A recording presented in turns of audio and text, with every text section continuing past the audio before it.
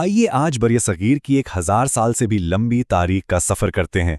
یہ کہانی صرف سلطنتوں کے بننے اور ٹوٹنے کی نہیں، بلکہ ان تہذیبوں کی ہے جنہوں نے مل کر آج کی دنیا کی شکل بنائی ہے۔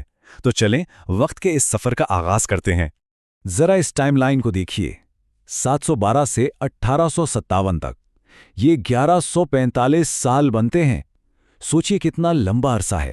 اس دوران درجنوں نسلیں آئیں اور چلی گئیں۔ یہی وہ دور ہے جس نے برصغیر کی تقدیر لکھی، اور آج ہم اسی کہانی کے کچھ اہم باب دیکھنے والے ہیں۔ تو ہماری کہانی شروع ہوتی ہے 8ویں صدی سے۔ یہ وہ وقت تھا جب برصغیر کی سرزمین پر ایک نئی طاقت نے اپنے قدم جمائے۔ یہ وہ بنیاد تھی جس نے آنے والی صدیوں کے لیے تاریخ کا رخ ہی بدل کر رکھ دیا۔ تو یہ سب شروع کیسے ہوا؟ حیرت کی بات ہے کہ اس کا آغاز ایک شکایت سے ہوا۔ جب سندھ کے ساحل پر کچھ بحری قزاقوں نے مسلمان تاجروں کے جہاز لوٹ لیے، تو یہ خبر عراق کے گورنر حجاج بن یوسف تک پہنچی۔ انہوں نے جواب میں اپنے نوجوان سپہ سالار محمد بن قاسم کو بھیجا، اور بس اس کی فتح نے یہاں تاریخ کا ایک نیا باب کھول دیا۔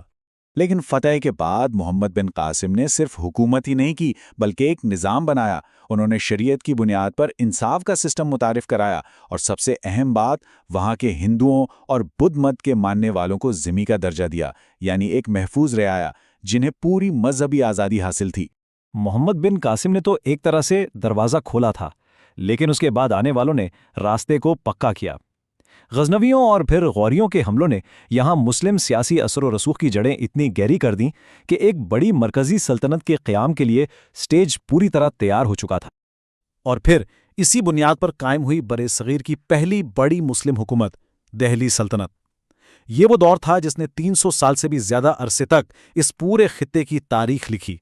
320 سال یہ صرف ایک ہندسہ نہیں ہے، یہ وہ عرصہ ہے جس میں برصغیر کی تہذیب، زبان اور فن تعمیر نے ایک بالکل نئی شکل اختیار کی، جس کے اثرات ہمیں آج بھی نظر آتے ہیں۔ اس لمبے عرصے میں ایک نہیں، دو نہیں، بلکہ 5 الگ الگ خاندانوں نے دہلی کے تخت پر حکومت کی۔ غلام خاندان نے قطب مینار جیسے شاہکار بنائے، خلجی آئے تو انہوں نے سلطنت کو جنوب تک پھیلا دیا، تغلق خاندان نے نئے معاشی تجربات کیے، جبکہ آخری دور میں سید اور لودھی خاندانوں نے اس ورثے کو سنبھالے رکھا، یہاں تک کہ ایک نئی طاقت نے آ کر دروازے پر دستک دی۔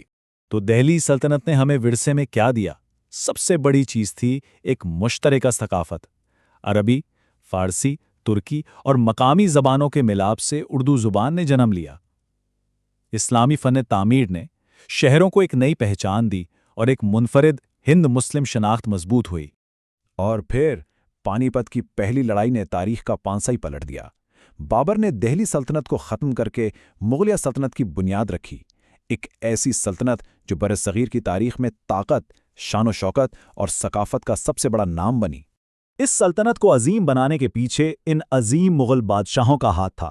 اکبر نے اپنی حکمت سے سب کو جوڑا، جہانگیر نے انصاف اور فن کو فروغ دیا، شاہ جہاں نے فن تعمیر کو وہ بلندی دی جو آج تک قائم ہے، اور اورنگزیب نے سلطنت کو اس کی سب سے بڑی وسعت تک پہنچایا۔ ہر بادشاہ نے اپنی ایک الگ چھاپ چھوڑی۔ اور اگر مغلیہ سلطنت کے عروج کی کوئی ایک نشانی ہو سکتی ہے تو وہ ہے شاہ جہاں کا دور۔ تاج محل صرف ایک خوبصورت عمارت نہیں، یہ اس دور کی دولت، طاقت اور کمال فن کا ایک زندہ ثبوت ہے جو آج بھی دنیا کو دنگ کر دیتا ہے۔ لیکن اسی ایک سلطنت کے اندر ہمیں 2 بالکل مختلف پالیسیاں بھی نظر آتی ہیں۔ ایک طرف اکبر کی صلح کل، یعنی سب کے ساتھ امن کی پالیسی تھی، جس نے ہر مذہب کے لوگوں کو ساتھ لے کر چلنے کی کوشش کی۔ دوسری طرف اورنگزیب کی سخت اسلامی پالیسیاں تھیں، جنہوں نے جزیہ ٹیکس دوبارہ نافذ کیا۔ یہ سلطنت کے 2 الگ الگ چہرے تھے۔ ہر عروج کو زوال ہے۔ اورنگزیب کی وفات مغلیہ سلطنت کے لیے ایک بہت بڑا موڑ ثابت ہوئی۔ اس کے بعد سلطنت کا زوال تیزی سے شروع ہو گیا۔ یہ کہانی کا وہ آخری باب تھا جس میں ایک صدیوں پرانی سلطنت کمزور پڑ رہی تھی اور دور افق پر ایک بالکل نئی طاقت ابھر رہی تھی۔ تو یہ عظیم سلطنت بکھری کیسے؟ دیکھیے، اس کی کوئی ایک وجہ نہیں تھی۔ اورنگزیب کے بعد آنے والے بادشاہ کمزور تھے، مراٹھوں اور سکھوں جیسی علاقائی طاقتیں بہت مضبوط ہو گئیں، اور سب سے بڑھ کر یورپی طاقتیں، خاص طور پہ انگریز، اپنا اثر بڑھا رہے تھے۔ تو یہاں سب سے بڑا اور دلچسپ سوال یہ پیدا ہوتا ہے کہ ایک تجارتی company, British East India company, آخر اتنی بڑی سلطنت پر قابض کیسے ہو گئی؟ اس سوال کا جواب ان 2 لڑائیوں میں چھپا ہے۔ پہلے 1757 کی جنگ پلاسی اور پھر 1764 کی جنگ بکسر۔ ان دو فتوحات نے ایسٹ انڈیا کمپنی کو تاجر سے حاکم بنا دیا اور ہندوستان کی قسمت کا فیصلہ کر دیا۔ اور پھر آخرکار 1857 میں وہ آتش وشاں پھٹ پڑا جس کا لاوا کئی دہائیوں سے پک رہا تھا۔ اس بغاوت کی بہت سی وجوہات تھیں، سیاسی، معاشی، فوجی اور مذہبی۔ چربی والے کارتوسوں کا معاملہ تو بس وہ آخری چنگاری تھی جس نے پورے ہندوستان میں آگ لگا دی۔ لیکن اتنی بڑی بغاوت کے باوجود یہ ناکام کیوں ہوئی؟ اس کی بھی بڑی وجوہات تھیں۔ بغاوت کرنے والوں میں اتحاد کی بہت کمی تھی، کوئی ایک مرکزی لیڈرشپ نہیں تھی، اور ان کے مقابلے میں انگریزوں کے پاس نہ صرف بہتر ہتھیار تھے بلکہ جنگی حکمت عملی بھی بہت منظم تھی۔ اس ناکامی کے نتائج بہت گہرے تھے۔ مغلیہ سلطنت کا سورج ہمیشہ کے لیے غروب ہو گیا، ہندوستان براہ راست برطانوی تاج کے کنٹرول میں چلا گیا، اور بر صغیر میں نو آبادیاتی نظام کا ایک نیا اور کہیں زیادہ سخت دور شروع ہو گیا۔ سیاسی طاقت تو ختم ہو گئی، لیکن کیا اس کے ساتھ سب کچھ ختم ہو گیا؟ بالکل نہیں۔ تاریخ کا دھارا اب ان چیزوں کی طرف مڑتا ہے جو سلطنتوں کے ٹوٹنے کے بعد بھی زندہ رہتی ہیں، یعنی ثقافت اور مذہبی ورثہ۔ اس ورثے کو دو طرح کے لوگوں نے زندہ رکھا۔ ایک طرف صوفیائے کرام تھے، جیسے خواجہ معین الدین چشتی، جنہوں نے محبت اور رواداری سے اسلام کا پیغام پھیلایا، تو دوسری طرف شاہ ولی اللہ جیسے علماء تھے جنہوں نے اسلامی سوچ کو نئے سرے سے زندہ کیا۔ اصل میں انہی صوفیہ اور علماء کی کوششوں نے مسلمانوں کی شناخت کو اس وقت بچائے رکھا جب ان کی سیاسی طاقت ختم ہو چکی تھی۔ یہی وہ فکری اور روحانی بنیاد تھی جو آگے چل کر نئی تحریکوں کا سبب بنی۔ تو آخر میں یہ ایک سوال ہمارے ذہن میں رہ جاتا ہے، سلطنتیں بنتی ہیں اور مٹ جاتی ہیں، تخت و تاج آتے جاتے رہتے ہیں، لیکن ان کے جانے کے بعد جو چیز باقی رہتی ہے، جیسے ثقافت، زبان اور عقیدہ، شاید وہی کسی قوم کی اصل اور کبھی نہ ختم ہونے والی میراث ہوتی ہے۔ آئیے آج ایک ایسے 90 سالہ سفر کی بات کرتے ہیں، ایک ایسی کہانی جو جبر سے شروع ہوئی، پھر بیداری آئی اور آخر میں ایک نئی قوم نے جنم لیا۔ سوال یہ ہے کہ آخر یہ سب شروع کیسے ہوا؟ کیسے 1857 میں اٹھنے والی ایک بغاوت ٹھیک 90 سال بعد 1947 میں ایک بالکل نئے ملک کی بنیاد بن گئی؟ چلیں اس تاریخی سفر کو شروع سے سمجھتے ہیں۔ تو ہماری کہانی کا آغاز ہوتا ہے 1857 سے، جسے جنگ آزادی بھی کہا جاتا ہے۔ یہ وہ چنگاری تھی جس نے بڑے صغیر کے سیاسی منظرنامے کو ہمیشہ کے لیے بدل کر رکھ دیا۔ دیکھیں، یہ بغاوت کوئی ایک دن میں نہیں ہو گئی، اس کے پیچھے کئی وجوہات جمع ہو رہی تھیں۔ سیاسی طور پہ دیکھیں تو انگریزوں کا ڈاکٹرائن آف لیپس کا قانون، مطلب جس ریاست کا وارث نہیں وہ سیدھی انگریزوں کی ہو گئی۔ معاشی طور پر ٹیکس اتنے بھاری تھے کہ لوگوں کا جینا مشکل ہو گیا تھا۔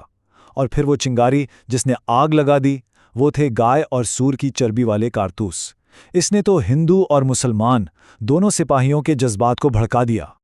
لیکن سوال یہ ہے کہ یہ جنگ آزادی کامیاب کیوں نہ ہو سکی؟ اس کی بڑی وجوہات میں ہندوؤں اور مسلمانوں کے درمیان مکمل اتحاد کی کمی، کوئی منظم فوجی منصوبہ بندی نہ ہونا، اور ظاہر ہے برطانوی فوج کے جدید ہتھیار شامل تھے۔ ناکامی تو ہوئی، لیکن اس نے ایک سبق بھی دیا کہ صرف جذبات سے جنگ نہیں جیتی جاتی۔ اس جنگ کا سب سے گہرا اور تباہکن اثر مسلمانوں پر پڑا۔ مغلیہ سلطنت کا سورج ہمیشہ کے لیے غروب ہو گیا، ہندوستان براہ راست برطانوی تاج کے ماتحت آ گیا، اور بغاوت کا سارا ملبہ مسلمانوں پر ڈال دیا گیا۔ اس کے بعد ان پر جو جبر ہوا اس نے مسلمانوں کو ایک بالکل نئی سوچ اپنانے پر مجبور کر دیا۔ 1857 کے بعد مسلمان ایک دوراہے پر کھڑے تھے۔ اب سوال بقا کا تھا۔ اسی دور میں تعلیم و سیاسی تنظیم کے ذریعے اپنی آواز کو بلند کرنے کی کوششیں شروع ہوئی، اور اس کوشش میں سب سے پہلا اور سب سے اہم قدم تھا علی گڑھ تحریک کا۔ سر سید احمد خان نے یہ بھانپ لیا تھا کہ مسلمانوں کی بقا اب جدید تعلیم حاصل کرنے اور کسی طرح انگریزوں کے ساتھ تعلقات استوار کرنے میں ہیں۔ ان کا مقصد صرف ایک تھا، مسلمانوں کو تعلیمی اور سیاسی طور پر اپنے پیروں پر کھڑا کرنا۔ یہیں سے سیاسی میدان واضح ہونا شروع ہوا۔ 1885 میں کانگریس بنی۔ دعویٰ تو یہ تھا کہ تمام ہندوستانیوں کی جماعت ہے، لیکن بہت جلد اس پر ہندوؤں کا غلبہ نظر آنے لگا۔ اسی کے رد عمل میں 1906 میں ڈھاکہ کے مقام پر آل انڈیا مسلم لیگ قائم ہوئی، جس کا مقصد بالکل واضح تھا، مسلمانوں کے سیاسی حقوق کا تحفظ کرنا۔ ایک وقت ایسا بھی آیا جب لگا کہ شاید ہندو اور مسلمان مل کر آزادی کی جنگ لڑ سکتے ہیں، لیکن یہ اتحاد بہت جلد ٹوٹ پھوٹ کا شکار ہو گیا۔ 1916 کا لکھنؤ پیکٹ امید کی ایک کرن کی طرح تھا۔ یہاں کانگریس نے پہلی اور آخری بار مسلم لیگ کے جداگانہ انتخابات کے مطالبے کو تسلیم کیا۔ دونوں جماعتوں نے مل کر انگریزوں سے مزید اختیارات بھی مانگے، لیکن افسوس یہ اتحاد زیادہ دیر قائم نہ رہ سکا۔ اور پھر آیا وہ لمحہ، وہ فیصلہ کن موڑ جس نے تاریخ کا دھارا ہی بدل دیا۔ 1928 میں آئی نہرو رپورٹ۔ اس میں مسلمانوں کے جداگانہ انتخابات سمیت تقریباً تمام مطالبات کو بس مسترد کر دیا گیا۔ تو اس کے جواب میں قائد اعظم نے 1929 میں اپنے مشہور 14 نکات پیش کیے۔ یہ صرف نکات نہیں تھے، یہ مسلمانوں کے حقوق کا ایک مکمل منشور تھا، اور بس یہیں سے راستے الگ ہو گئے، ہمیشہ کے لیے۔ جب متحدہ ہندوستان میں حقوق ملنے کی ساری امیدیں دم توڑ گئیں تو ایک نئے اور انقلابی نظریے نے جنم لینا شروع کیا، اور وہ تھا ایک الگ وطن کا تصور۔ اس تصور کو سب سے واضح الفاظ دیے مفکر پاکستان علامہ اقبال نے 1930 میں اپنے مشہور خطبہ الہ آباد میں۔ انہوں نے پہلی بار شمال مغربی ہندوستان میں ایک الگ مسلم ریاست کا نقشہ پیش کیا، جس نے مسلمانوں کو ایک نئی منزل، ایک نیا خواب دکھایا۔ 10 سال بعد اقبال کے اسی خواب کو سیاسی حقیقت کا روپ دے دیا گیا۔ 23 مارچ 1940 کو لاہور کے منٹو پارک میں مسلم لیگ نے قرارداد لاہور منظور کی، جسے بعد میں قرارداد پاکستان کہا گیا۔ یہ کوئی اشارہ نہیں تھا، یہ ایک الگ وطن کا پہلا باقاعدہ اور دو ٹوک مطالبہ تھا۔ 1940 کے بعد واقعات نے بہت تیزی سے کروٹ لی۔ اگلی دہائی مذاکرات، ناکامیوں اور آخرکار تقسیم کے فیصلے سے بھری ہوئی ہے۔ آخری چند سال تو بہت تیزی سے گزرے۔ 1942 کا کرپس مشن، 1945 کی شملہ کانفرنس، اور پھر 1946 کا کابینہ مشن پلان۔ یہ تمام کوششیں ایک متفقہ حل تلاش کرنے میں ناکام رہیں، جس کے بعد تقسیم تقریباً یقینی ہو چکی تھی۔ اس تمام سیاسی کشمکش کے بیچ ایک فیصلہ کن لمحہ آیا، ایک عدد جس نے ہر چیز واضح کر دی۔ 1945-46 کے انتخابات میں مسلم لیگ نے مسلم نشستوں پر 90% کامیابی حاصل کی۔ یہ ایک واضح عوامی مینڈیٹ تھا۔ اس نے یہ ثابت کر دیا کہ ہندوستان کے مسلمان پاکستان کے مطالبے پر قائد اعظم کے ساتھ کھڑے ہیں۔ اس عوامی فیصلے کے بعد انگریزوں کے پاس بھی تقسیم کے علاوہ کوئی چارہ نہیں بچا تھا۔ 3 جون 1947 کو ماؤنٹ بیٹن پلان نے تقسیم کا باقاعدہ اعلان کیا، اور جولائی میں برطانوی پارلیمنٹ نے قانون آزادی ہند کو منظور کر لیا۔ اور آخرکار 90 سال کی طویل جدوجہد، قربانیوں اور خوابوں کے بعد 14 اگست 1947 کو پاکستان دنیا کے نقشے پر ایک آزاد ملک کی حیثیت سے ابھرا۔ تو یہ 90 سال کا سفر جو 1857 کی راکھ سے شروع ہوا اور ایک نئی قوم کی تشکیل پر ختم ہوا، یہ ہمیں سیاسی شناخت کی طاقت کے بارے میں کیا سکھاتا ہے؟ یہ ایک ایسا سوال ہے جس کا جواب آج بھی اتنا ہی اہم ہے۔ پاکستان کی تاریخ کا وہ باب جو امید کی ایک کرن سے شروع ہوا لیکن ایک گہرے بحران پر ختم ہوا، یہ کہانی ہے ایک نئی قوم کے پہلے 24 سالوں کی، وہ فیصلہ کن دہائیاں جنہوں نے ملک کے مستقبل کو ہمیشہ کے لیے ایک نئی شکل دے دی۔ تو آئیے دیکھتے ہیں کہ یہ سب کچھ کیسے اور کیوں ہوا۔ کہانی کا آغاز ایک عدد سے ہوتا ہے، 75 لاکھ۔ جی ہاں، یہ کوئی چھوٹا موٹا عدد نہیں ہے، یہ ان مسلمان مہاجرین کی تعداد تھی جو تقسیم کے بعد اپنا سب کچھ چھوڑ کر ایک نئے وطن کی امید میں پاکستان آئے۔ یہ انسانی تاریخ کی سب سے بڑی ہجرتوں میں سے ایک تھی، اور اس ہجرت کے پیچھے ایک بہت بڑی قیمت بھی تھی۔ تقریباً 10 لاکھ لوگ فرقہ وارانہ فسادات میں اپنی جان گنوا بیٹھے۔ یہ اعداد و شمار ہمیں بتاتے ہیں کہ آزادی کی خوشی کے ساتھ ایک کتنا بڑا انسانی المیہ جڑا ہوا تھا۔ تو پاکستان کی کہانی صرف آزادی کا جشن نہیں، بلکہ یہ شروع سے ہی بقا کی ایک بہت کٹھن جنگ تھی۔ پہلے چند سال تو سوال یہ نہیں تھا کہ ملک چلے گا کیسے، بلکہ سوال یہ تھا کہ کیا یہ ملک بچ بھی پائے گا یا نہیں۔ ذرا ان چیلنجز کی فہرست پر ایک نظر ڈالیں۔ یہ کوئی معمولی مشکلات نہیں تھیں۔ ایک طرف لاکھوں مہاجرین کا سیلاب تھا جن کے سر پر چھت نہیں تھی، اور دوسری طرف ملک چلانے کے لیے کوئی بنیادی ڈھانچہ ہی موجود نہیں تھا۔ سوچیں، دفاتر نہیں، عملہ نہیں، حالت یہ تھی کہ ٹائپ رائٹر اور کاغذ تک نجی دفاتر سے ادھار لیے جا رہے تھے۔ اوپر سے بھارت نے مالی اثاثے روک لیے، اور کشمیر جیسے تنازعات نے صورتحال کو اور بھی سنگین بنا دیا۔ اس طوفان میں قوم کی کشتی کے 2 ہی بڑے ملاح تھے، قائد اعظم محمد علی جناح اور پہلے وزیر اعظم لیاقت علی خان۔ قائد اعظم نے ملک کی بنیاد تو رکھ دی، لیکن صرف 1 سال بعد ہی ان کا انتقال ہو گیا، جو قوم کے لیے ایک بہت بڑا دھچکا تھا۔ ان کے بعد ساری ذمہ داری لیاقت علی خان نے سنبھالی، لیکن صرف 4 سال بعد 1951 میں انہیں بھی ایک جلسے میں قتل کر دیا گیا۔ یوں ملک اپنے دونوں بانی رہنماؤں سے بہت جلد محروم ہو گیا۔ لیکن قائد اعظم کا ویژن کیا تھا؟ وہ کیسا پاکستان چاہتے تھے؟ ان کی 11 اگست 1947 کی اس تقریر میں اس کی ایک واضح جھلک ملتی ہے۔ انہوں نے دستور ساز اسمبلی میں صاف صاف کہہ دیا تھا کہ آپ آزاد ہیں اپنے مندروں میں جانے کے لیے، اپنی مسجدوں میں جانے کے لیے یا کسی بھی عبادت گاہ میں جانے کے لیے۔ ریاست کا آپ کے عقیدے سے کوئی لینا دینا نہیں ہوگا۔ جب دونوں بانی رہنما نہیں رہے تو ملک ایک نئے بحران میں داخل ہو گیا۔ اب سب سے بڑا سوال یہ تھا کہ پاکستان کی اصل شناخت کیا ہوگی، ملک کا نظام کیسا ہوگا۔ یہ دور تھا ایک نظام کی تلاش کا۔ اس تلاش میں پہلا بڑا قدم تھا 1949 کی قرارداد مقاصد۔ یوں سمجھیں کہ یہ ایک نظریاتی نقشہ تھا جس نے یہ طے کیا کہ مستقبل کا آئین کیسا ہوگا، یعنی ایک ایسا نظام جو اسلامی اصولوں اور جدید جمہوری اقدار دونوں کو ساتھ لے کر چلے۔ کئی سالوں کی محنت اور بحث و مباحثے کے بعد آخر کار 23 مارچ 1956 کو ملک کو اپنا پہلا آئین مل ہی گیا۔ اس کے تحت پاکستان باقاعدہ ایک اسلامی جمہوریہ بنا۔ ملک میں پارلیمانی نظام قائم ہوا اور ایک بہت اہم بات یہ ہوئی کہ مشرقی اور مغربی پاکستان دونوں کو برابر کی نمائندگی دی گئی۔ یہ واقعی ایک بہت بڑی کامیابی تھی۔ لیکن افسوس، یہ کامیابی بہت ہی تھوڑے عرصے کے لیے تھی۔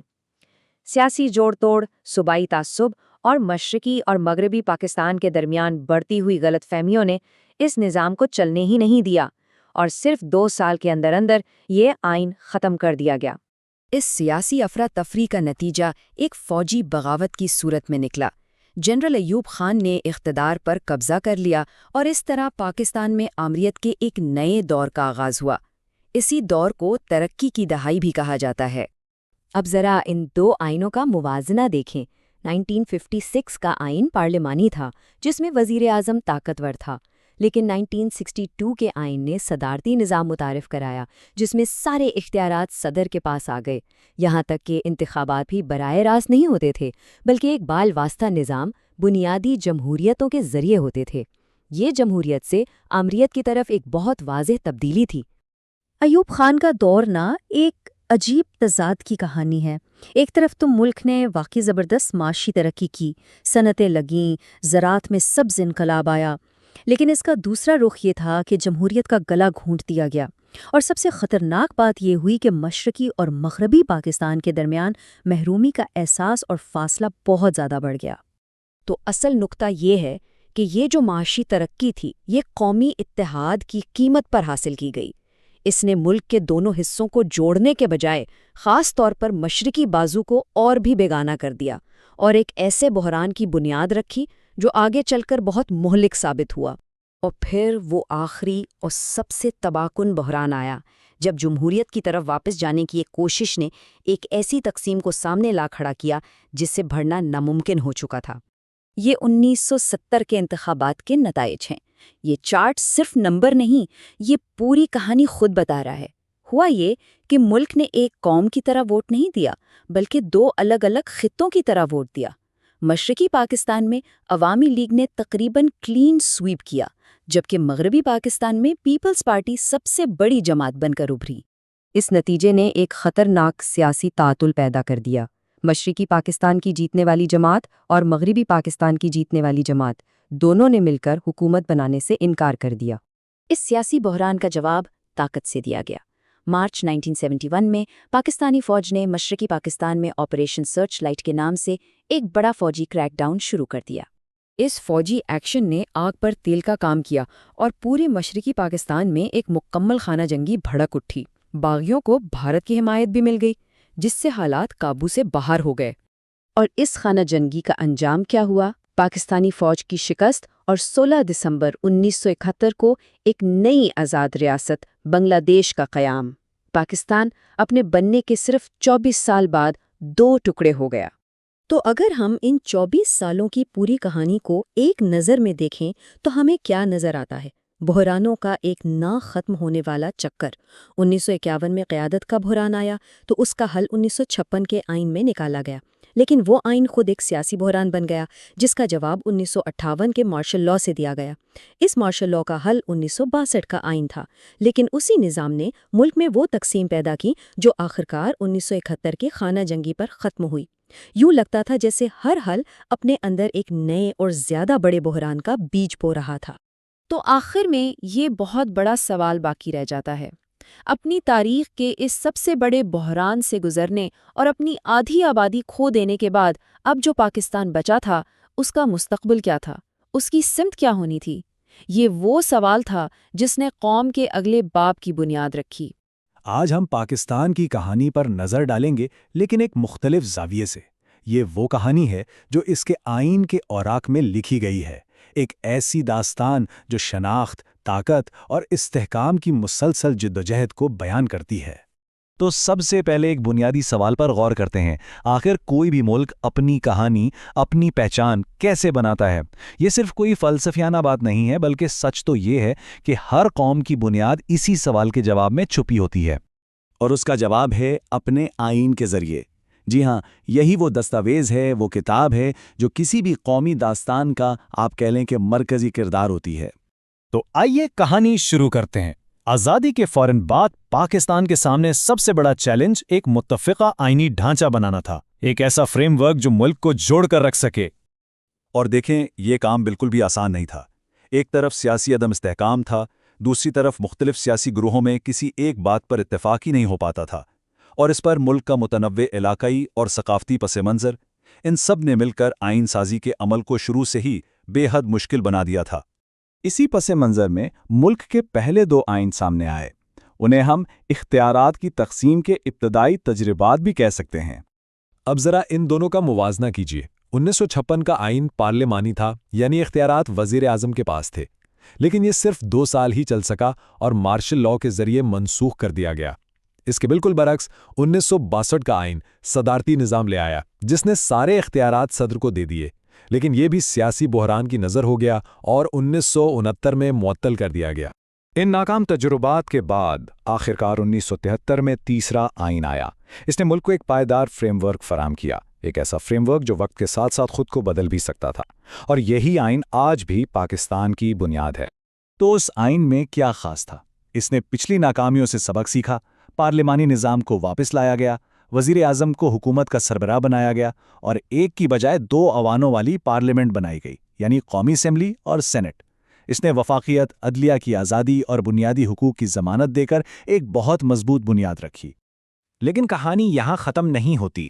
حقیقت تو یہ ہے کہ 1973 کے آئین کی تاریخ اختیارات کے حصول کے لیے حکومت کے مختلف اداروں کے درمیان ایک مسلسل کشمکش کی داستان ہے۔ اس پیچیدہ جنگ کو سمجھنے کے لیے ایک بہت دلچسپ استعارہ ہے طاقت کا پینڈولم۔ یہ ہمیں دکھاتا ہے کہ کس طرح اختیارات صدر اور وزیر اعظم کے درمیان کسی پینڈولم کی طرح آگے پیچھے جھولتے رہیں۔ اور یہ سلائیڈ اس پینڈولم کی حرکت کو بہترین طریقے سے دکھاتی ہے۔ دیکھیں، 1985 میں 8ویں ترمیم آئی، جس نے صدر کو اسمبلی تحلیل کرنے کا بے پناہ اختیار دے دیا، مشہور زمانہ آرٹیکل 58(2)B۔ پھر 1997 میں 13ویں ترمیم نے یہ اختیار واپس لے کر وزیر اعظم کو مضبوط کر دیا، لیکن پھر 2003 میں 17ویں ترمیم کے ذریعے یہ اختیار دوبارہ صدر کے پاس چلا گیا، یہاں تک کہ 2010 میں 18ویں ترمیم نے اس کھیل کو ختم کیا اور پارلیمنٹ کو طاقتور بنایا۔ 18ویں ترمیم صرف ایک عام ترمیم نہیں تھی، یہ ایک انقلابی قدم تھا۔ اس نے نہ صرف طاقت کے اس پینڈولم کو روکا، بلکہ صوبوں کو مالی اور انتظامی خود مختاری دے کر وفاق کو صحیح معنوں میں مضبوط کیا۔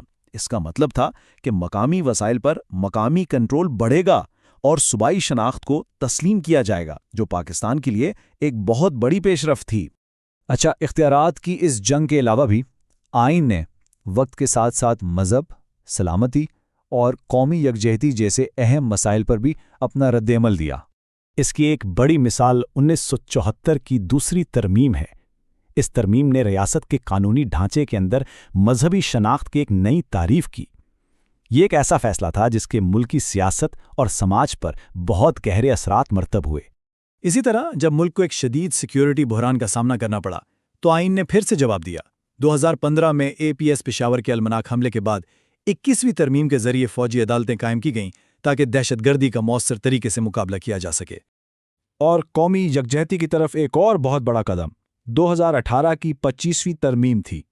اس نے فاٹا کو خیبر پختونخوا میں ضم کر کے وہاں کے شہریوں کو بھی وہی آئینی حقوق دیے جو باقی پاکستانیوں کو حاصل ہیں، جو ایک تاریخی لمحہ تھا۔ ان بڑی تبدیلیوں کے ساتھ ساتھ سیاسی استحکام کے لیے بھی کچھ اہم اقدامات کیے گئے، جیسے 14ویں ترمیم نے ہارس ٹریڈنگ یعنی اراکین پارلیمنٹ کی خرید و فروخت کو روکا، اور اسی طرح 20ویں ترمیم نے غیر جانبدار نگران حکومتوں کی راہ ہموار کی تاکہ انتخابات شفاف اور منصفانہ ہو سکیں۔ تو خلاصہ یہ ہے کہ پاکستان کا آئین کوئی بے جان جامد کتاب نہیں ہے، یہ ایک زندہ دستاویز ہے، ایک ایسی دستاویز جو اس ملک کی تاریخ، اس کی کامیابیوں اور اس کے چیلنجز کی عکاسی کرتی ہے، اور وقت کے ساتھ ساتھ خود بھی بدلتی رہتی ہے۔ اور یہ سب کچھ ہمیں ایک بہت گہرے سوال پر چھوڑ جاتا ہے۔ اگر کسی قوم کا آئین مسلسل بدلتا رہتا ہے تو یہ اس قوم کے مستقبل کے بارے میں کیا اشارہ دیتا ہے؟ کیا یہ عدم استحکام کی علامت ہے یا لچک اور ترقی کی؟ اس پر سوچنے کی ضرورت ہے۔ پاکستان کے پچھلے 50 سال کی تاریخ کو اگر ایک لفظ میں بیان کرنا ہو تو وہ ہے پینڈولم، ایک ایسا پینڈولم جو کبھی جمہوریت کی طرف جاتا ہے تو کبھی آمریت کی طرف۔ تو سوال یہ ہے کہ یہ سفر شروع کیسے ہوا اور آج ہم کہاں ہیں؟ آئیے اس کہانی کو سمجھتے ہیں۔ سال تھا 1971 اور پاکستان دو ٹکڑے ہو گیا۔ یہ ایک ایسا واقعہ تھا جس نے صرف جغرافیہ نہیں بدلا بلکہ ملک کی پوری شناخت کو ہلا کر رکھ دیا۔ آخر اتنی بڑی ٹوٹ پھوٹ ہوئی کیوں؟ تو اس سانحے کے بعد ملک ایک نئے دور میں داخل ہوا۔ ایک ٹوٹی ہوئی قوم کے لیے یہ ایک بالکل نئی شروعات تھی۔ دیکھیں، یہ سب کچھ راتوں رات نہیں ہوا، اس کے پیچھے کئی وجوہات تھیں۔ 1970 کے الیکشن ہوئے، عوامی لیگ جیت گئی، لیکن انہیں اقتدار نہیں دیا گیا۔ مشرقی اور مغربی پاکستان میں معاشی فرق بہت زیادہ تھا، اور پھر زبان کا مسئلہ بھی تھا۔ ان سب چیزوں نے مل کر ایک ایسی آگ بھڑکائی جو خانہ جنگی کی شکل اختیار کر گئی، اور پھر آخر میں بھارت کی مداخلت بھی ہو گئی۔ اور اس جنگ کا نتیجہ کیا نکلا؟ 16 دسمبر 1971 کو دنیا کے نقشے پر ایک نیا ملک ابھرا، بنگلہ دیش۔ اور پاکستان جو اب جغرافیائی طور پر چھوٹا ہو چکا تھا، اس کے لیے ایک بالکل نیا باب شروع ہوا۔ یہاں سے وہ سیاسی پینڈولم جس کی ہم نے شروع میں بات کی تھی اپنا پہلا بڑا جھول لیتا ہے۔ ملک 1971 کے بعد ایک سویلین حکومت سے سیدھا ایک لمبے فوجی دور میں چلا جاتا ہے۔ تو اس مشکل وقت میں قیادت سنبھالی ذوالفقار علی بھٹو نے۔ ان کے دور میں بڑے کام ہوئے، جیسے 1973 کا آئین بنا، بھارت کے ساتھ شملہ معاہدہ ہوا، لیکن چیلنجز بھی کم نہیں تھے۔ سیاسی محاذ پر بھی مخالفت تھی اور معیشت کا حال بھی اچھا نہیں تھا۔ اور پھر ہوا یہ کہ جولائی 1977 میں ان کی حکومت کا تختہ الٹ دیا گیا۔ اور یہ تبدیلی کوئی معمولی نہیں تھی، بالکل ڈرامائی تھی۔ آپ خود دیکھیں، ایک طرف بھٹو کا سویلین دور تھا جہاں نیا آئین بن رہا تھا، صنعتوں کو قومیایا جا رہا تھا، اور دوسری طرف جنرل ضیاء الحق کا فوجی دور آیا جس میں مارشل لاء، اسلامائزیشن اور افغان جہاد جیسی پالیسیاں تھیں۔ زمین آسمان کا فرق تھا بالکل۔ جنرل ضیاء الحق کا دور تقریباً 11 سال تک چلا، اور یہ صرف ایک فوجی حکومت نہیں تھی، اس کے اثرات بہت گہرے تھے۔ انہوں نے جو اسلامائزیشن کی پالیسیاں نافذ کیں اور جس طرح مدارس کو فروغ دیا، اس نے پاکستانی معاشرے کو ہمیشہ کے لیے بدل دیا۔ اور خارجہ پالیسی میں افغان جہاد کی حمایت نے نہ صرف پاکستان بلکہ پورے خطے کی سیاست پر ایسے اثرات چھوڑے جو آج بھی نظر آتے ہیں۔ اچھا، 1988 میں جنرل ضیاء کی طیارہ حادثے میں موت ہو گئی، اور اس کے بعد پینڈلم ایک بار پھر جمہوریت کی طرف واپس آیا۔ لیکن یہ جو 90 کی دہائی تھی نا، یہ بہت ہی ہنگامہ خیز تھی۔ سیاسی استحکام تو جیسے ایک خواب بن کر رہ گیا تھا۔ اس دہائی کی شروعات ویسے بہت تاریخی تھیں۔ بے نظیر بھٹو اقتدار میں آئیں، اور وہ نہ صرف پاکستان بلکہ کسی بھی مسلم ملک کی پہلی خاتون وزیر اعظم بنی۔ یہ ایک بہت بڑی بات تھی۔ مگر ان کی حکومت زیادہ دیر نہیں چلی، صرف 2 سال۔ ان کے بعد آئے نواز شریف۔ ان کا فوکس بالکل مختلف تھا۔ انہوں نے نجکاری پر زور دیا، بڑے بڑے منصوبے شروع کیے جیسے موٹر ویز۔ تو پالیسی میں ایک دم سے شفٹ نظر آیا۔ پھر کیا ہوا؟ 3 سال بعد پینڈولم پھر گھما اور بے نظیر بھٹو دوسری بار وزیر اعظم بنی۔ لیکن ان کا یہ دوسرا دور بھی مشکلات سے خالی نہیں تھا۔ خاص طور پر کرپشن کے الزامات بہت لگے، اور آخر کار ان کی حکومت کو پھر سے برطرف کر دیا گیا۔ اور پھر نواز شریف ایک بار پھر واپس آئے، اس بار بہت بھاری مینڈیٹ کے ساتھ۔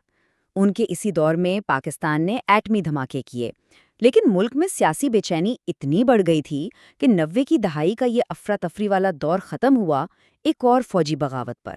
تو لیجئے جناب، پینڈولم ایک بار پھر آمریت کی طرف چلا گیا، لیکن اس بار کمان ایک نئے جنرل پرویز مشرف کے ہاتھ میں تھی، اور ان کا ملک کو چلانے کا انداز بالکل مختلف تھا۔ پرویز مشرف کا دور ایک ایسے وقت میں شروع ہوا جب دنیا بدل رہی تھی۔ 9/11 کے واقعات نے سب کچھ بدل دیا تھا۔ ان کا نعرہ تھا روشن خیال اعتدال پسندی کا، اور وار آن ٹیرر میں امریکہ کا اتحادی بننے کے فیصلے نے ان کے پورے دور حکومت کی سمت طے کر دی۔ پھر آیا سال 2008۔ سیاسی دباؤ کے بعد مشرف نے استعفیٰ دیا اور پاکستان میں ایک بار پھر جمہوریت کا دور شروع ہوا۔ یہ جمہوری سفر اب تک چل تو رہا ہے، لیکن آسان بالکل نہیں رہا۔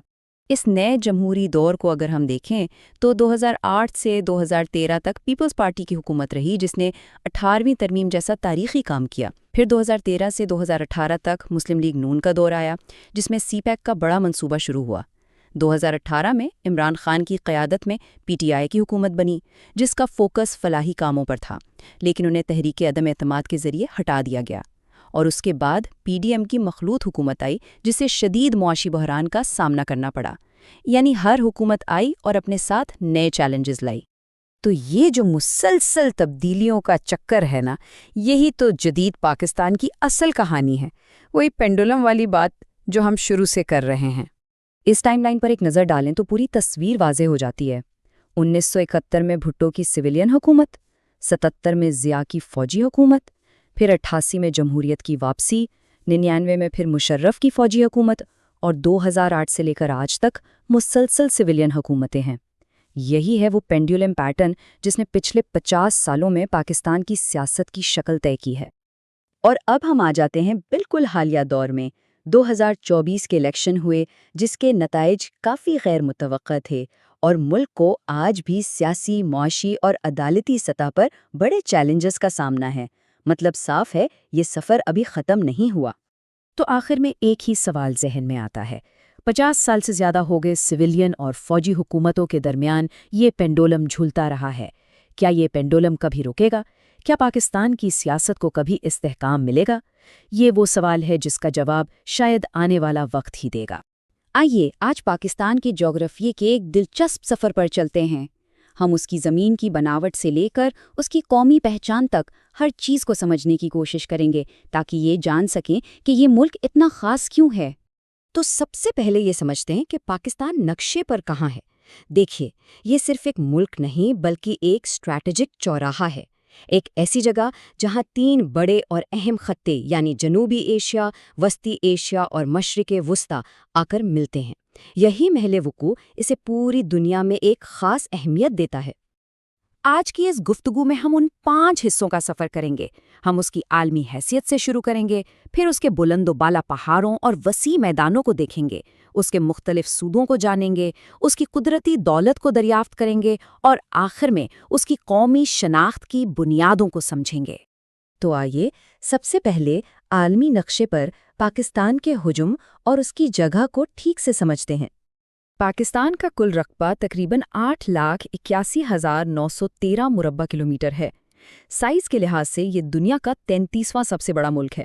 اچھا، اب یہ سمجھنے کے لیے کہ یہ کتنا بڑا ہے، یوں سوچیں کہ یہ فرانس اور جرمنی کو ملا کر بننے والے رقبے سے بھی بڑا ہے۔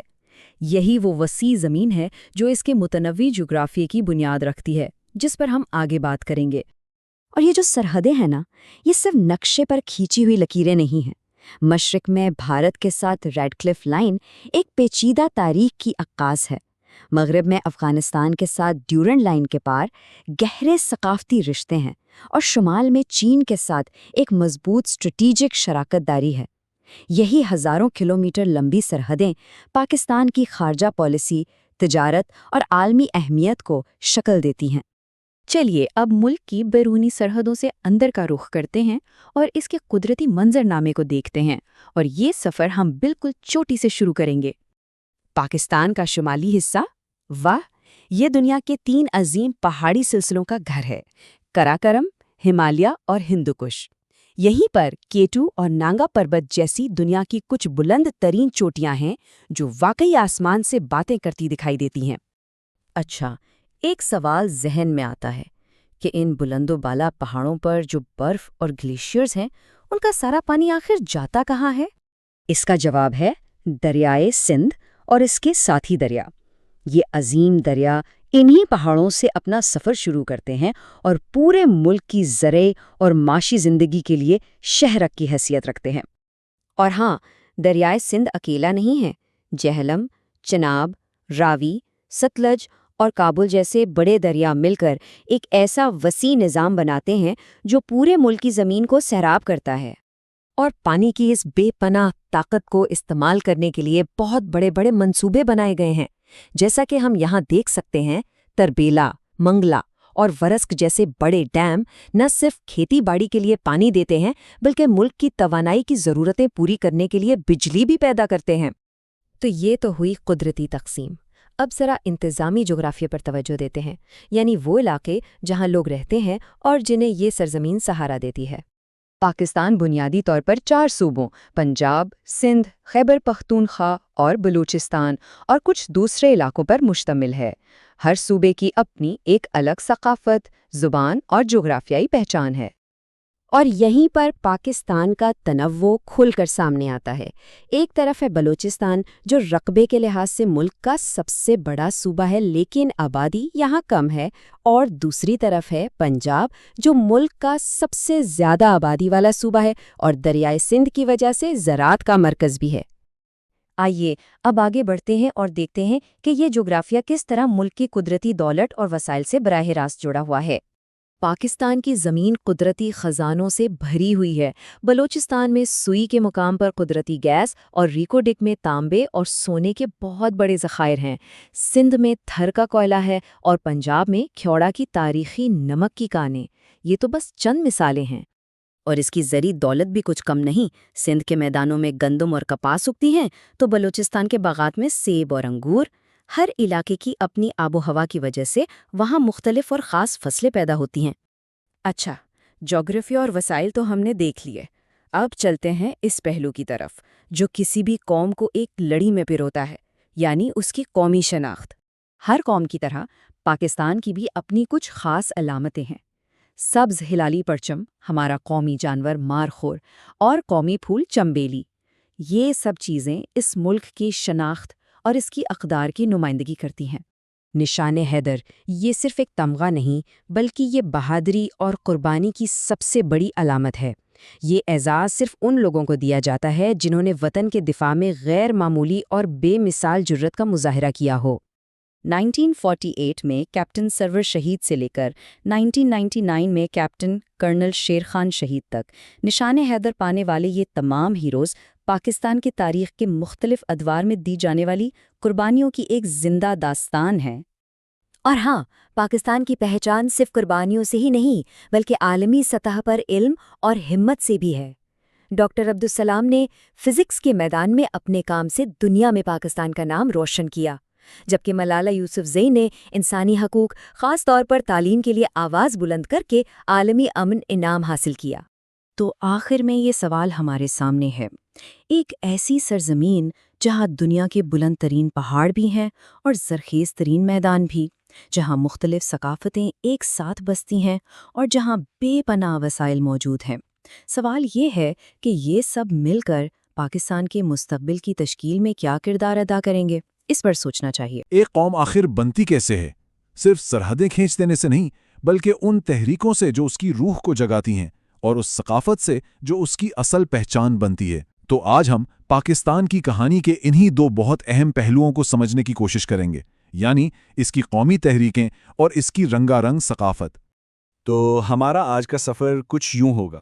پہلے دیکھیں گے کہ ایک نئی قوم کی تشکیل کیسے ہوئی، پھر قرارداد لاہور کے اس تاریخی لمحے پر بات کریں گے، اس کے بعد پاکستان کے ثقافتی گلدستے اور اس کی شاعرانہ روح میں جھانکیں گے، اور آخر میں ان مشترکہ رسم و رواج اور تہواروں کو دیکھیں گے جو سب کو ایک ساتھ جوڑتے ہیں۔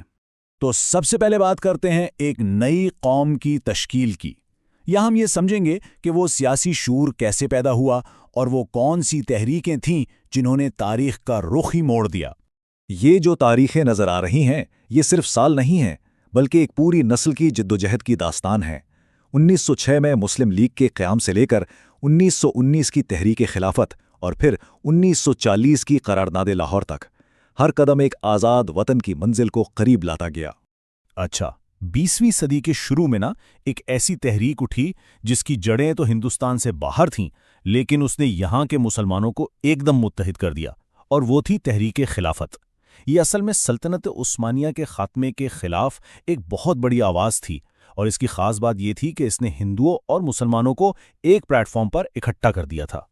تو آخر اس تحریک کے پیچھے تھا کیا؟ وجہ تھی سلطنت عثمانیہ کا خاتمہ۔ اس کی قیادت کی علی برادران اور ابوالکلام آزاد جیسے بڑے رہنماؤں نے، اور اس کا سب سے بڑا نتیجہ کیا نکلا؟ اس نے مسلمانوں کے اندر ایک ایسی سیاسی بیداری پیدا کی جس کے اثرات کئی دہائیوں تک محسوس کیے گئے۔ تحریک خلافت نے مسلمانوں کو متحرک تو کر دیا، لیکن ایک اور تنظیم بھی تھی جو ان کے سیاسی حقوق کی جنگ لڑ رہی تھی، اور وہ تھی مسلم لیگ۔ تو آئیے دیکھتے ہیں کہ 1906 میں بننے والی یہ جماعت کیسے پورے برصغیر کی تقدیر بدلنے والی ایک زبردست قوت بن گئی۔ یہ کامیابی کوئی ایک دن میں نہیں مل گئی، یہ تو بالکل ایک سیڑھی چڑھنے جیسا تھا۔ پہلے جداگانہ انتخابات کا مطالبہ، پھر لکھنؤ پیکٹ کے ذریعے کانگریس سے اپنے حقوق بنوانا، اور آخرکار قرارداد لاہور جس نے منزل کا تعین کر دیا۔ ہر قدم نے دراصل اگلے قدم کے لیے راستہ ہموار کیا۔ اور اب بات کرتے ہیں قرارداد لاہور کی۔ وہ ایک دن، وہ ایک قرارداد جس نے برصغیر کا نقشہ ہمیشہ ہمیشہ کے لیے بدل کر رکھ دیا۔ اس قرارداد کے پیچھے ایک بہت سادہ لیکن انقلابی خیال تھا۔ وہ خیال یہ تھا کہ مسلمان صرف ایک اقلیت نہیں ہے، بلکہ اپنی تہذیب، تاریخ اور اقدار کی بنیاد پر ایک بالکل الگ قوم ہے۔ یہی وہ نظریہ تھا جس نے لاکھوں لوگوں کو ایک پرچم تلے جمع کر دیا۔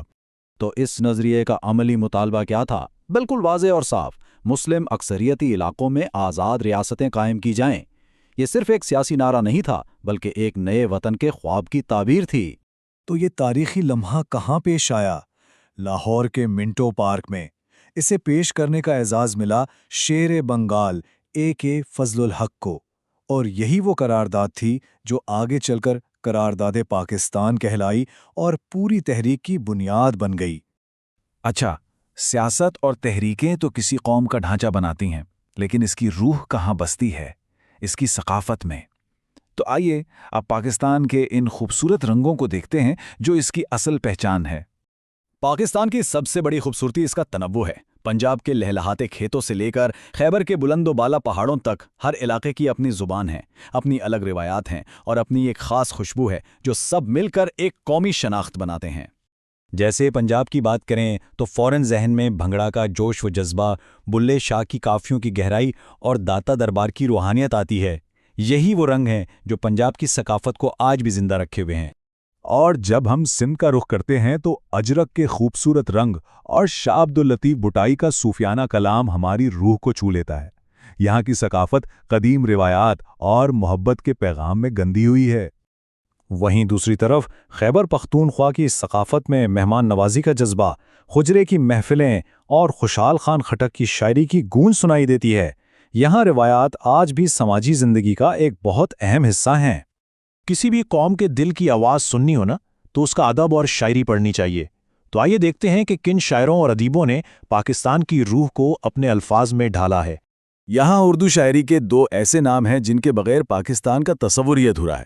ایک طرف ہے علامہ اقبال، جنہوں نے خود ہی کا فلسفہ دے کر ایک سوئی ہوئی قوم کو بیدار کیا، اور دوسری طرف ہے فیض احمد فیض، جن کے انقلابی نغمے آج بھی ہر مظلوم کی آواز بنے ہوئے ہیں۔ شاعری کے ساتھ ساتھ ہماری نثر کا دامن بھی بہت وسیع ہے۔ سعادت حسن منٹو نے تقسیم کے کرب کو اپنی کہانیوں میں ہمیشہ کے لیے زندہ کر دیا، تو دوسری طرف شاہ لطیف اور بلے شاہ جیسے عظیم صوفی شعراء نے اپنی علاقی زبانوں میں محبت اور انسانیت کا پیغام دیا۔ اور آخر میں آئیے ان خاص دنوں اور تہواروں کی بات کرتے ہیں جو ہم سب کو ایک قوم کے طور پر جوڑتے ہیں، چاہے وہ خوشی کا موقع ہو یا کسی یاد کو تازہ کرنے کا دن۔ ہمارا سال ایسی ہی خوشیوں اور یادوں سے بھرا ہوتا ہے۔ عید کی خوشیاں ہمیں ایک دوسرے کے قریب لاتی ہیں، تو دوسری طرف 14 اگست اور 23 مارچ جیسے قومی دن ہمیں اپنی تاریخ اور اپنی شناخت کی یاد دلاتے ہیں۔ یہ صرف کیلنڈر پہ لکھی ہوئی چھٹیاں نہیں ہیں۔ 23 مارچ ہمیں قرارداد لاہور کی یاد دلاتا ہے، 14 اگست آزادی کی، اور 6 ستمبر ہماری دفاعی ہمت کی۔ یہ دن اصل میں ہمیں اپنے ماضی سے جوڑتے ہیں تاکہ ہم اپنے حال کو بہتر بنا سکیں۔ تو آخر میں سوال یہ پیدا ہوتا ہے کہ یہ تمام تحریکیں، یہ ساری ثقافت اور یہ تاریخ آج ہمارے لیے کیا معنی رکھتی ہیں؟ 21ویں صدی میں یہ سب مل کر ہماری قومی شناخت کو کیسے تشکیل دے رہی ہیں؟ یہ وہ سوال ہے جس کا جواب ہم سب کو مل کر تلاش کرنا ہے۔ تو چلے بات کرتے ہیں پاکستان کی معیشت کی۔ یہ ایک بہت ہی پیچیدہ مشین کی طرح ہے۔ اسے چلاتا کیا ہے، اور اس سے بھی اہم بات، اس کی بنیادوں میں یہ دراڑیں کیوں پڑ رہی ہیں؟ آئیے آج اسی مشین کو ذرا کھول کر دیکھتے ہیں کہ اندر چل کیا رہا ہے۔ تو آج ہم کیا کیا دیکھنے والے ہیں؟ سب سے پہلے معیشت کی ایک بڑی تصویر دیکھیں گے، پھر ان ستونوں کی بات کریں گے جن پر یہ پوری عمارت کھڑی ہے، اور آخر میں ان بڑے منصوبوں اور اس نازک توازن کو سمجھیں گے جو پاکستان کے معاشی مستقبل کا فیصلہ کر رہے ہیں۔ ٹھیک ہے، تو شروع کرتے ہیں۔ پاکستان کی معیشت جو کہ تقریباً 375 ارب ڈالر کی ہے، آئیے ذرا اس کی بڑی تصویر کو سمجھتے ہیں۔ اچھا، اب ذرا اس کو دیکھیں۔ پہلی نظر میں تو یہی لگتا ہے کہ شاید زراعت یا صنعت کا حصہ سب سے بڑا ہوگا، لیکن اصل کہانی بالکل مختلف ہے۔ حقیقت یہ ہے کہ سروسز سیکٹر یعنی خدمات کا شعبہ تقریباً 60% کے ساتھ معیشت کا سب سے بڑا کھلاڑی ہے۔ اور یہیں پر آ کر یہ معاشی پہیلی اور بھی دلچسپ ہو جاتی ہے۔ دیکھیں، ملک کی سب سے زیادہ آبادی کام کر رہی ہے زراعت میں، لیکن سب سے زیادہ پیسہ کما رہا ہے سروسز سیکٹر۔ اب پاکستان کی معیشت کو سمجھنا ہے تو اس تضاد کو سمجھنا بہت بہت ضروری ہے۔ دیکھیں، ہر معیشت کی کچھ کمزوریاں ہوتی ہیں، کچھ فالٹ لائنز۔ پاکستان کے معاملے میں یہ وہ مسلسل چیلنجز ہیں جن سے اسے ہر وقت نمٹنا پڑتا ہے۔ مطلب توانائی کے بحران سے لے کر سیاسی عدم استحکام تک یہ ایک لمبی فہرست ہے۔ ٹھیک ہے، تو اب ہم نے بڑی تصویر تو دیکھ لی ہے، اب چلیں اس کے ایک ایک حصے کو ذرا قریب سے دیکھتے ہیں، اور شروعات کرتے ہیں معیشت کی روایتی بنیاد سے، یعنی زراعت سے۔ بھلے ہی جی ڈی پی میں اس کا حصہ کم نظر آتا ہو، لیکن اس شعبے کی اہمیت کو بالکل بھی کم نہیں سمجھا جا سکتا۔ کیوں؟ کیونکہ لاکھوں لوگوں کے لیے زراعت صرف ایک نوکری نہیں ہے، یہ ان کا طرز زندگی ہے۔ سوچیں ذرا، ہمارے دسترخوان پر گندم کی روٹی سے لے کر ہمارے کپڑوں میں لگی کپاس تک سب یہیں سے تو آتا ہے۔ خاص طور پر کپاس کی بات کریں تو وہ تو ملک کی سب سے بڑی انڈسٹری کی شہ رگ ہے، اس پر ہم ابھی آگے چل کر بات کریں گے۔ لیکن ایک کڑوی حقیقت یہ بھی ہے کہ یہ اتنا اہم شعبہ آج شدید دباؤ میں ہے۔ پانی کی کمی ہے، کھیتی باڑی کے طریقے پرانے ہیں، اور اوپر سے موسمیاتی تبدیلیوں کے اثرات، یہ سب مل کے ایک بہت بڑا چیلنج بن چکے ہیں۔ تو اب کھیتوں سے نکل کر فیکٹریوں کا رخ کرتے ہیں۔ آئیے ان صنعتی انجنوں پر ایک نظر ڈالتے ہیں جو اس خام مال کو دنیا بھر میں بھیجے جانے والی ایکسپورٹس میں بدلتے ہیں۔ اچھا، جب بھی پاکستان کی انڈسٹری کا ذکر ہوتا ہے تو ذہن میں سب سے پہلے کیا آتا ہے؟ ٹیکسٹائل ہے نا؟ اور بالکل صحیح آتا ہے۔ یہ بلا شبہ ہماری معیشت کا پاور ہاؤس ہے جو ملک کی کل ایکسپورٹس کا 60% اکیلے بناتا ہے۔ یہ سلائیڈ آپ کہہ سکتے ہیں کہ پاکستان کے سب سے بڑے معاشی چیلنج کی پوری کہانی بیان کرتی ہے۔ ہم ایکسپورٹ کیا کر رہے ہیں؟ نسبتاً سستی چیزیں، اور امپورٹ کیا کر رہے ہیں؟ مہنگا تیل اور مشینری۔ تو پھر سب سے بڑا سوال یہی بنتا ہے کہ اس فرق کو، اس خلا کو آخر پر کیسے کیا جائے؟ اب انہی چیلنجز سے نمٹنے کے لیے پاکستان نے اپنے مستقبل پر ایک بہت بڑا داؤ کھیلا ہے۔ یہ اس کی تاریخ کے سب سے بڑے ترقیاتی منصوبوں میں سے ایک ہے، اور اس کا نام ہے سی پیک۔ اور دیکھیں، ہم یہاں کسی چھوٹی موٹی تبدیلی کی بات نہیں کر رہے، یہ 62 ارب ڈالر سے بھی زیادہ کی سرمایہ کاری ہے۔ اس کا مقصد ملک کے بنیادی ڈھانچے اور تجارتی راستوں کو جڑ سے بدل دینا ہے۔ تو سوال یہ ہے کہ اس بڑے منصوبے میں آخر ہے کیا؟ یہ ایک طرح سے کئی محاذوں پر ایک ساتھ کام کرنے کی کوشش ہے۔ توانائی کا بحران حل کرنا، نئی سڑکوں سے لاجسٹکس بہتر بنانا، اور انڈسٹری کے لیے نئے مراکز قائم کرنا، یہ سب کچھ ایک ساتھ۔ لیکن جیسا کہ ہر بڑی چیز کے دو پہلو ہوتے ہیں، اس کے بھی ہیں۔ ایک طرف تو یہ ایک گیم چینجر منصوبہ لگتا ہے، لیکن دوسری طرف اس کے ساتھ بہت سے خدشات بھی جڑے ہیں۔ بھاری قرضوں کے بوجھ سے لے کر اس سوال تک کہ اس کا فائدہ آخر کس کس کو پہنچ رہا ہے، یہ ایک ایسی بحث ہے جو آج کل پورے ملک میں چل رہی ہے۔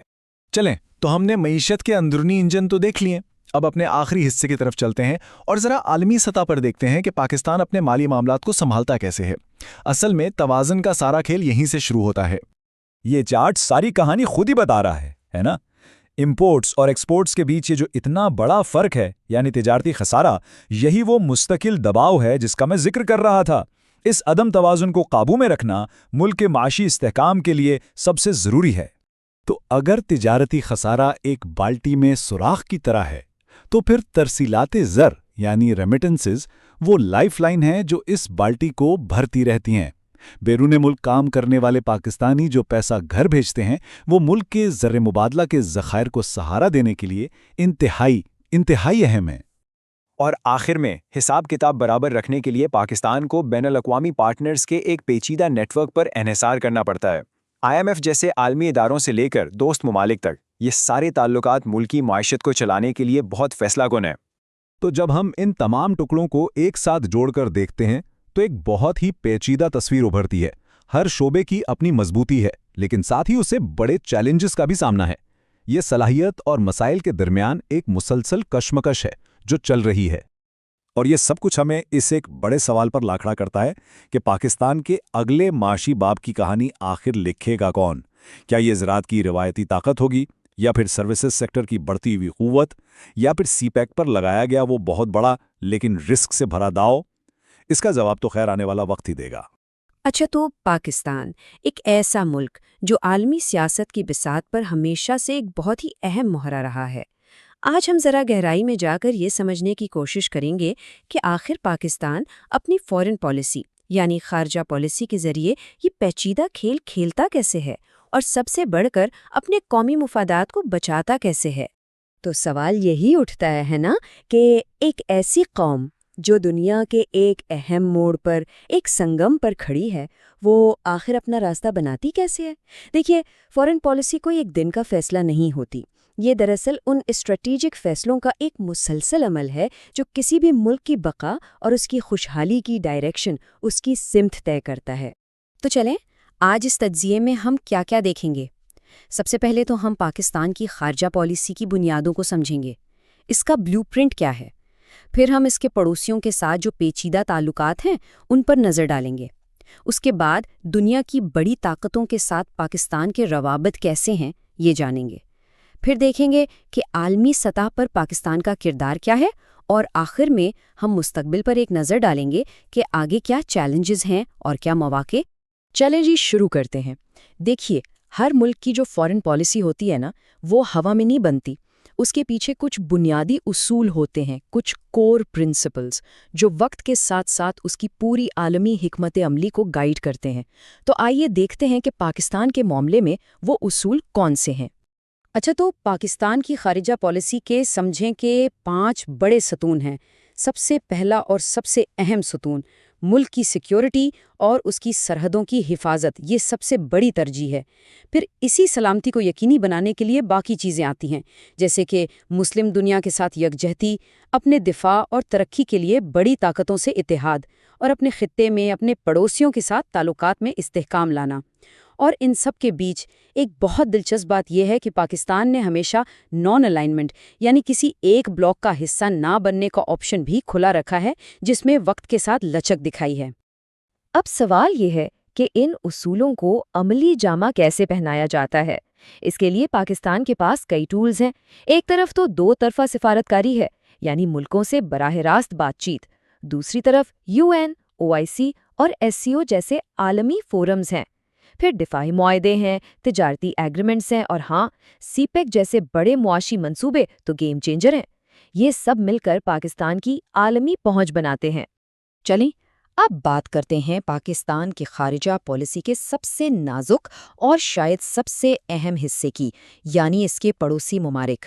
یہ وہ میدان ہے جہاں پالیسی اور حکمت عملی کا اصل امتحان ہوتا ہے، جہاں تھیری کا حقیقت سے ٹکراؤ ہوتا ہے۔ یہاں تو ہر سرحد کی ایک بالکل الگ ہی کہانی ہے۔ بھارت کو دیکھیں تو تعلقات دشمنی اور کبھی کبھار ہونے والے مذاکرات کے درمیان پینڈولم کی طرح جھولتے رہتے ہیں، اور اس سب کے مرکز میں ہے کشمیر کا مسئلہ۔ اب دوسری طرف دیکھیں تو چین ہے، جسے آل ویدر فرینڈ کہا جاتا ہے۔ اس کے ساتھ تعلقات بہت گہرے اور اسٹریٹیجک ہیں، دفاع سے لے کر CPEC تک۔ پھر افغانستان ہے، جس کے ساتھ معاملہ ہمیشہ سے بہت ہی پیچیدہ اور حساس رہا ہے۔ ڈیورنڈ لائن کا سرحدی تنازع ہو، مہاجرین کا مسئلہ ہو، یا سرحد پار عسکریت پسندی کے الزامات۔ اور آخر میں ایران، جس کے ساتھ تعلقات میں تعاون بھی ہے اور مقابلہ بھی۔ ایک طرف بارڈر سیکیورٹی اور توانائی کی تجارت ہے، تو دوسری طرف علاقائی توازن کی ایک خاموش کشمکش بھی چلتی رہتی ہے۔ اور یہی بات اس نقطے کو بہت اہم بنا دیتی ہے کہ پاکستان کا جغرافیہ ہی ایسی چیز ہے جو اس کی سیکیورٹی اور معیشت کے لیے اس کے پڑوسیوں کے ساتھ تعلقات کو سب سے زیادہ اہم بنا دیتا ہے۔ مطلب آپ اپنے پڑوسی نہیں بدل سکتے، اس حقیقت سے فرار ممکن ہی نہیں۔ اچھا، پڑوسیوں سے آگے بڑھ کر اب ذرا بڑی تصویر دیکھتے ہیں۔ آئیے اب یہ سمجھتے ہیں کہ پاکستان دنیا کی بڑی طاقتوں کے ساتھ اپنے تعلقات کو کیسے بیلنس کرتا ہے۔ یہ ایک بہت ہی نازک کھیل ہے۔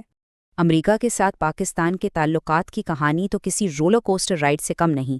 آپ دیکھیں، 50 اور 60 کی دہائی میں سرد جنگ کے دوران پاکستان امریکہ کا اتحادی تھا، پھر 7989 تک افغان جہاد میں پارٹنر، اور 2001 کے بعد دہشت گردی کے خلاف جنگ میں ایک بہت قریبی لیکن ساتھ ہی ساتھ بہت ہی تناؤ بھرا پارٹنر۔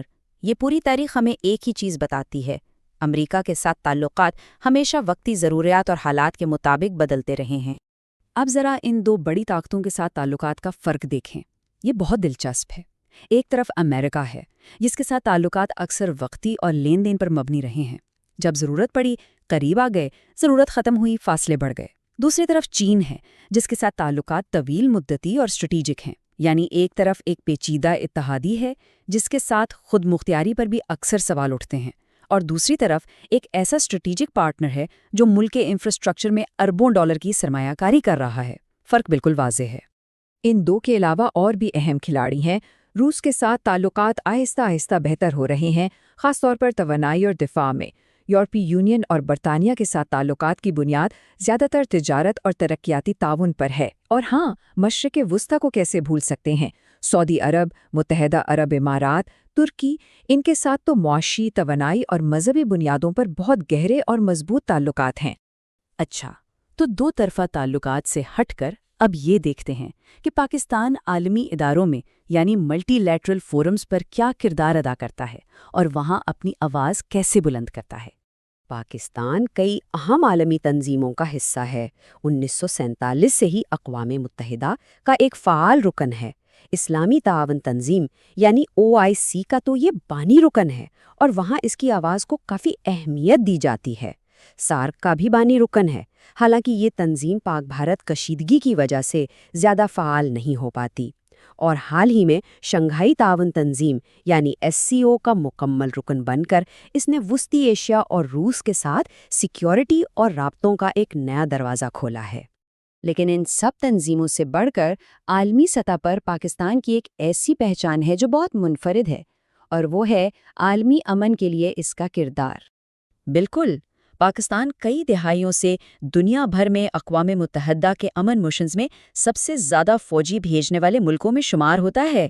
اس کے فوجی اور پولیس اہلکار کانگو، صومالیہ، بوسنیا جیسے دنیا کے مشکل ترین علاقوں میں امن قائم کرنے گئے ہیں۔ اس سے نہ صرف دنیا میں پاکستان کی ایک مثبت پہچان بنتی ہے، بلکہ اس کی اپنی افواج کو بھی بہت اہم آپریشنل تجربہ ملتا ہے۔ تو اب ہم اس پورے تجزیے کو سمیٹتے ہیں اور دیکھتے ہیں کہ آگے کیا ہے۔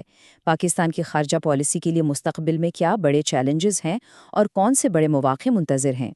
تو دیکھیے، یہ پورا معاملہ ایک بیلنسنگ ایکٹ کا ہے۔ ایک پلڑے میں کشمیر جیسے پرانے مسئلے، سرحد پار عسکریت پسندی اور معاشی کمزوریاں جیسے بڑے چیلنجز ہیں، تو دوسرے پلڑے میں سی پیک جیسے منصوبوں سے پیدا ہونے والے نئے موقع ہیں، وسطی ایشیا تک رسائی کا پوٹینشل ہے، اور OIC میں ایک لیڈرشپ رول ادا کرنے کی صلاحیت ہے۔ یہ ایک مستقل کشمکش ہے جس میں توازن قائم رکھنا ہی سب سے بڑا ہنر ہے۔ تو آخر میں سوال یہی رہ جاتا ہے کہ اتحادوں کی اس بدلتی دنیا میں پاکستان آخر کون سا راستہ چنے گا؟ کیا وہ اس نازک توازن کو قائم رکھ پائے گا یا کسی ایک طاقت کی طرف اس کا جھکاؤ بڑھ جائے گا؟ یہی وہ بڑا سوال ہے جس کا جواب آنے والی دہائیوں میں پاکستان کے مستقبل کی شکل طے کرے گا۔ السلام علیکم۔ اکثر جب پاکستان کا نام آتا ہے تو ہمارے ذہن میں اس کا نقشہ ابھرتا ہے، لیکن آج ہم اس نقشے کو ایک بالکل نئے زاویے سے دیکھیں گے، اس کے لوگو اور اس کی زمین کی کہانی کے ذریعے۔ تو سوچنے والی بات یہ ہے کہ اگر پاکستان کا نقشہ صرف زمین کی بنیاد پر نہیں بلکہ یہاں بسنے والے لوگوں کی بنیاد پر بنایا جائے تو وہ کیسا نظر آئے گا؟ چلیے آج اسی سوال کا جواب ڈھونڈتے ہیں۔ دیکھیں، پاکستان کی جو بنیادی ساخت ہے وہ اس کے 4 بڑے صوبوں پر کھڑی ہے: پنجاب، سندھ، خیبر پختونخوا اور بلوچستان، یہی وہ اکائیاں ہیں جو مل کر اس ملک کی شکل بناتی ہیں۔ اچھا، تو سوال یہ ہے کہ ان صوبوں کو چلایا کیسے جاتا ہے؟ ان کا ایڈمنسٹریٹو سیٹ اپ کیا ہے؟ آئیے اس کی پہلی سطح یعنی ڈویژن سے شروعات کرتے ہیں۔ شروعات کرتے ہیں پنجاب سے، جو انتظامی طور پر سب سے بڑا یونٹ ہے۔ یہاں کل 11 ڈویژنز ہیں، جن میں لاہور اور فیصل آباد جیسے بڑے مراکز شامل ہیں۔ اور ہاں، یہ کوئی رکی ہوئی چیز نہیں ہے۔ ابھی حال ہی میں 2023 میں گجرات اور میاوالی کو نئے ڈویژنز کا درجہ دیا گیا ہے۔ چلیں اب رخ کرتے ہیں سندھ کا، جہاں 7 ڈویژنز ہیں۔ یہیں ملک کی معاشی شہرگ، کراچی اور حیدرآباد جیسے تاریخی شہر بھی موجود ہیں۔ خیبر پختونخوا یعنی KP، یہاں بھی آپ کو سندھ کی طرح 7 ڈویژنز ملیں گے۔ یہ ڈویژنز اس صوبے کے خوبصورت لیکن پیچیدہ پہاڑی علاقوں کو منظم کرتے ہیں، جن میں پشاور اور ہزارہ جیسے اہم مراکز شامل ہیں۔ اور اب آتے ہیں اس صوبے پر جو زمین کے لحاظ سے سب سے بڑا ہے، بلوچستان۔ لیکن یہاں صرف 6 ڈویژنز ہیں، جن میں کوئٹہ اور ساحلی علاقہ مکران بھی شامل ہے۔ تو یہ تو ہو گئی انتظامی کہانی کا خلاصہ۔ نمبرز میں صاف ہے، پنجاب 11 ڈویژنز کے ساتھ سب سے آگے ہے۔ لیکن جیسا کہ ہم نے کہا، یہ تصویر کا صرف ایک رخ ہے، اصل کہانی تو اب شروع ہوگی۔ یہ تو وہ باتیں ہو گئیں جو کاغذوں پر ہیں، پر کوئی بھی ملک صرف نقشوں اور فائلوں سے تو نہیں بنتا ہے نا۔ اصل میں تو اس کی پہچان اس کے لوگوں سے اور اس کی زمین سے ہوتی ہے۔ چلیے اب انہی حدود کے اندر کی حقیقت کو دیکھتے ہیں۔ اور یہاں آ کر ہم اس پوری گفتگو کے سب سے دلچسپ حصے میں داخل ہوتے ہیں، لوگ بمقابلہ زمین۔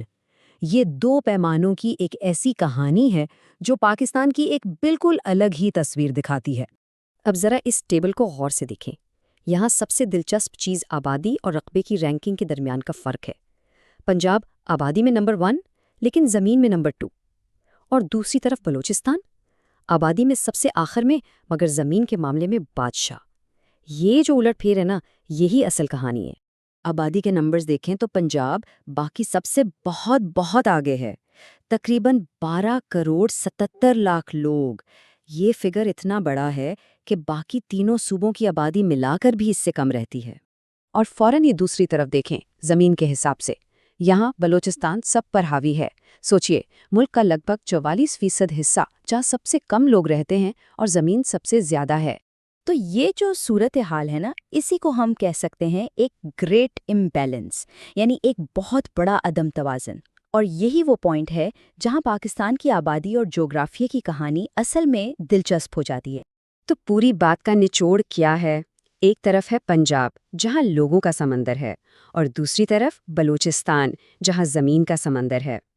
یہ تو انتہائی ہیں جو صرف پاکستان کے نقشے کو ہی نہیں بلکہ یہاں کی سیاست، معیشت اور وسائل کی تقسیم پر بھی گہرا اثر ڈالتی ہیں۔ ذرا اس نمبر کو دیکھیں، 12 کروڑ 77 لاکھ۔ یہ صرف ایک فگر نہیں ہے، یہ پنجاب کی آبادی ہے جو اسے ملک کا سب سے بڑا ہیومن ریسورس ہب بناتی ہے۔ اور اب اس کے بالکل مقابل یہ نمبر 3,47,190 مربع کلومیٹر۔ یہ بلوچستان کا وسیع و عریض رقبہ ہے، ایک ایسی سرزمین جو قدرتی وسائل سے مالا مال ہے لیکن جہاں آبادی بہت کم ہے۔ اچھا، تو اب تک جو ہم نے دیکھا اسے جوڑ کر ہر صوبے کی ایک مختصر سی تصویر بناتے ہیں، کوئک فیکٹس، تاکہ سب کچھ واضح ہو جائے۔ پہلے پنجاب، سب سے زیادہ لوگ، زرخیز زمینیں اور سائز میں دوسرا نمبر، یعنی آبادی اور زراعت کا گڑھ۔ پھر ہے سندھ، انڈسٹری اور سمندر کا کنارہ، جس کا اکنامک انجن کراچی ہے۔ یہ ملک کی تجارت کا دروازہ ہے۔ خیبر پختونخوا آبادی میں تیسرا لیکن زمین کے لحاظ سے سب سے چھوٹا صوبہ۔ یہ بات اس کی آبادی کی کثافت یعنی پاپولیشن ڈینسٹی کو نمایاں کرتی ہے۔ اور آخر میں بلوچستان، زمین سب سے زیادہ، لوگ سب سے کم۔ یہی اس کی پہچان ہے، ایک وسیع، کم آباد لیکن وسائل سے بھرپور سرزمین۔ تو ان سب باتوں کے بعد ہم اس سوال پر آ کر رکتے ہیں، جب کسی ملک میں زمین اور لوگ اس قدر غیر مساوی تقسیم ہوں تو اس کا اس ملک کے مستقبل، اس کی ترقی اور اس کے اتحاد کے لیے کیا معنی رکھتا ہے؟